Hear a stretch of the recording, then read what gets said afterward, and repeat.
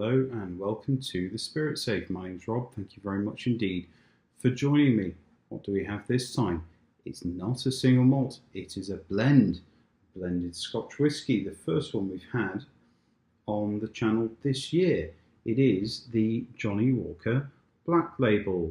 Cheap, cheerful and plentiful. You find this just about everywhere. Diageo sell it by the absolute boatload. Popular in India, popular in the US, around the world. You find it in supermarkets, you find it in hotel minibars, you find it on planes, absolutely everywhere you go, you'll find the Johnnie Walker Black Label. But what's it like to drink? So let's find out. I sampled the red label last year, which I thought actually was a little bit rough. So, I've tried this from time to time. I've had the odd bottle of it, generally as gifts a few years ago, but I've not been back to it much since. I certainly haven't bought a full-size bottle myself. So I think it contains E150A, although the label doesn't disclose. It does have the 12-year age statement right here. Although, am I remembering correctly, did they remove the 12-year age statement from this one? I don't know. But this slightly older bottling does have the 12 on it.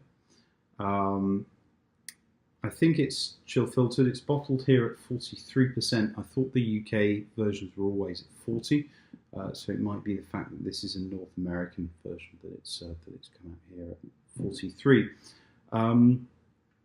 A standard size bottle of this at BC Liquor Store is about 55 Canadian as well. So, it's in the area where you can get a single malt, maybe something like a Singleton of Dufftown for around that price. Maybe actually Singleton of Dufftown might be 60 odd.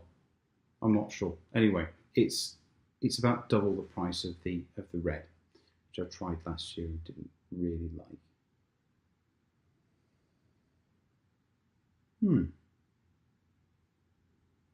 Surprisingly pleasant on the nose.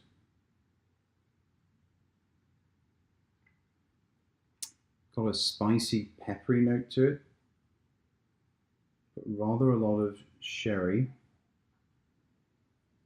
and a sweet kind of supple maltiness to it as well. I mean, occasionally you go in there and it is a little bit rough and ready, but you do get raisins, dried fruit, mince pie filling. And there's a reasonable amount of richness on the nose. Maybe a little bit of glassy cherries, a hint of peat smoke, not an intense peat smoke at all. A little bit. You get the kind of suppleness of the Talisker malts that they add to this, and the floral kind of Clynelish as well. I could be completely wrong and they don't add Talisker or Clynelish, but I believe that they do. I do pick up a couple of characteristics from those malts in here. Kind of vague sweetness, like a maple syrup, brown sugar kind of sweetness.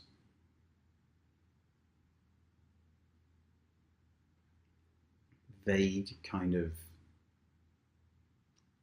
fruitiness.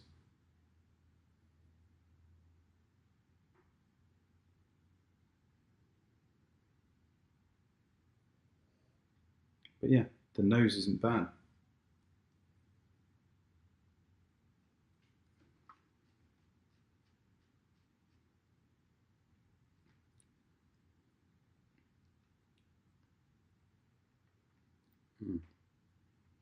What's going on here? Okay. So, sweet brown sugar notes, quite a lot of creaminess for the relatively low ABV. So you do get a kind of cream fudge note to it. It's a little bit chocolatey, Slightly thin on the palate as you expect for a low ABV, but it does carry a little bit of a burn.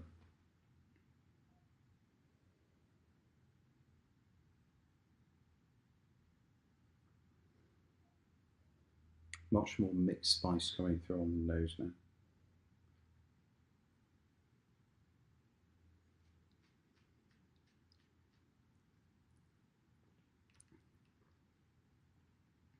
Oh, a bit rough that time.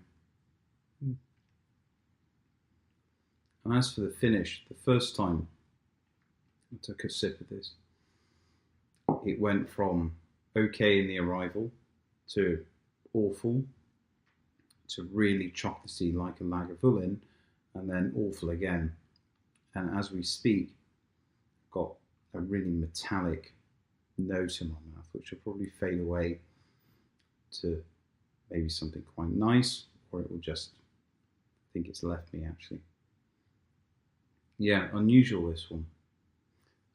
Finished relatively short actually. Well, I found generally it's quite short, but at the moment it seems to be rolling on quite nicely. There's a little bit of gasoline. Occasionally I found a very bitter knackered cask note to it, metal. But there's vanilla and raisins there, and chocolatey notes occasionally appear. I do still think that the finish lets it down a little bit. Much more perfume that time. Yeah, I'm definitely getting the Kleinlich through on that. So it's not bad. I hold out a lot of hope for the green actually. I think that's the point on our Johnnie Walker walkthrough from the red through to the blue. I think the green is probably going to be the tipping point where it gets to something that I'd be proud to put on the shelf, and where really we sort of start to see really good value for money and something that's quite good quality.